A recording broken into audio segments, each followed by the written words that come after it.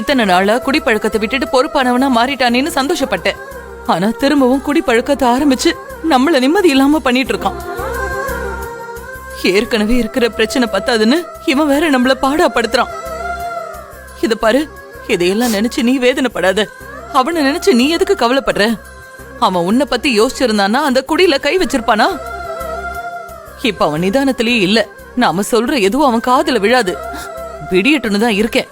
நல்ல நாள் அற விட்டு ஏண்டா இப்படி பண்ணனு கேட்காம விட மாட்டேன். தங்கச்சி தங்கச்சின்னு சொன்னா மட்டும் போதுமா? தங்கச்சி ஒரு பிரச்சனையில இருக்காளே, அவளை காப்பாத்தணும்னு யோசிக்க வேண்டாம்? குடிச்சிட்டு வந்து மேலும் மேலும் கஷ்டத்தை கொடுத்துட்டு இருக்கான். இத பாரு கையில், இந்த விஷயத்துல நான் அவனை விடுறதாவே இல்ல. மூர்த்தி இந்த விஷயத்துல எதுவுமே சொல்லாத. எதுவும் சொல்லக்கூடாதா? அவன் பண்ண காரியத்துக்கு சும்மா விட சொல்றியா? நீயா இப்படி சொல்ற? என்னால நம்பவே முடியல. இத பாரு, நீ அவனை சும்மாவே விடக்கூடாது. ஏண்டா இப்படி பண்ணனு கேட்டு அடிச்சிருக்கணும். நீ அமைதியா விட்ட பாரு, அதுதான் தப்பு.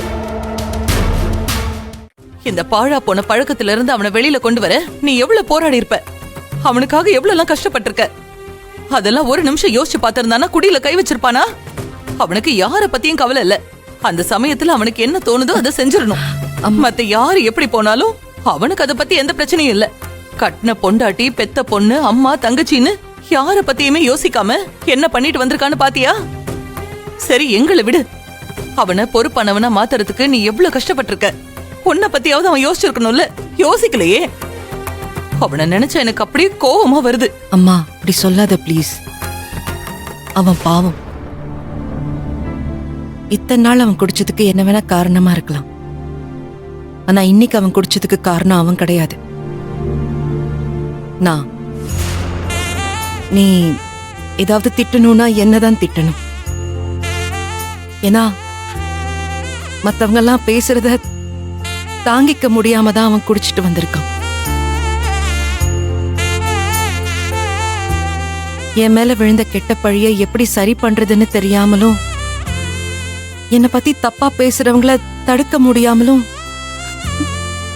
ஒரு அண்ணனா அவன் தவிக்கிற தவிப்பென்னு என்னால புரிஞ்சுக்க முடியுது.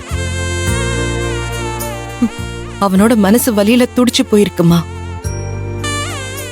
அவன் குடிச்சது மட்டும் தெரியற நம்ம கண்ணுக்கு அவன் குடிச்சதுக்கான காரணமும் வலியும் தெரியல. அந்த வலி கொடுக்கிற வேதனையை தாங்காம தான் விட்ட கொடிய தொட்டுட்டேன்னு வந்து நிக்கிறான். என்ன கையில், நீ அவனுக்கு சப்போர்ட் பண்ணி பேசுற? குடிச்சிட்டா எல்லாமே சரியாயிடுமா? குடிதான் ஒரு பிரச்சனைக்கு தீர்வா சொல்லு? பிரச்சனைன்னு ஒண்ணு வந்தா அதை எப்படி சரி பண்றதுன்னு பாக்குறவன் தானே அண்ணன்.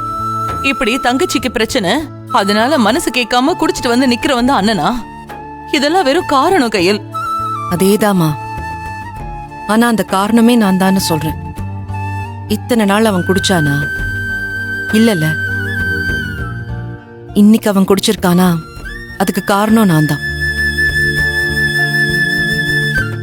என் பிரச்சனையை சரி பண்றதுக்கு யோசிக்கணும்னு நீ சொல்ற. ஆனா எப்படி சரி பண்றதுன்னு தானே யாருமே தெரியாம தவிச்சு போயிருக்கோம்.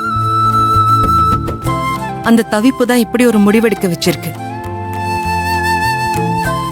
அதுக்காக அவன் குடிச்சிட்டு வந்தது நியாயம்னு நான் சொல்லல. காரணம் அவன் தானே. அவன் மேல பழிய போட்டு திட்டாதீங்கன்னு தான் சொல்றேன். அவன் பழைய மாதிரி குடும்பத்து மேல அக்கறை இல்லாம குடிச்சிட்டு வந்திருந்தானா நானே அவனை திட்டிருப்பேன். ஆனா அவன் குடிக்க அடிமை ஆகல. குடும்பத்துல இருக்கிறவங்களோட பாசத்துக்கு தான் அடிமையா இருக்கும்.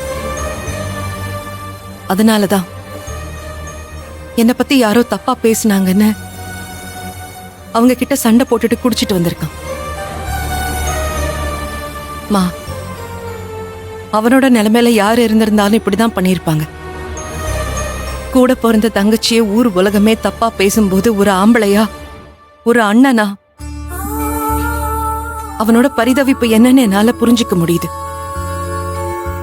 யாருக்கா இருந்தாலும் தன் கூட பிறந்த தங்கச்சியை பத்தி தப்பா பேசும்போது கோபம் வரதான் செய்யும். அவன் மனசுல இருக்கிற கோவம், ஆதங்கம், வருத்தம் இதையெல்லாம் எப்படி யார்கிட்ட வெளிப்படுத்துறதுன்னு தெரியாம தான் இப்படி எல்லாம் பண்ணிட்டு இருக்கான்.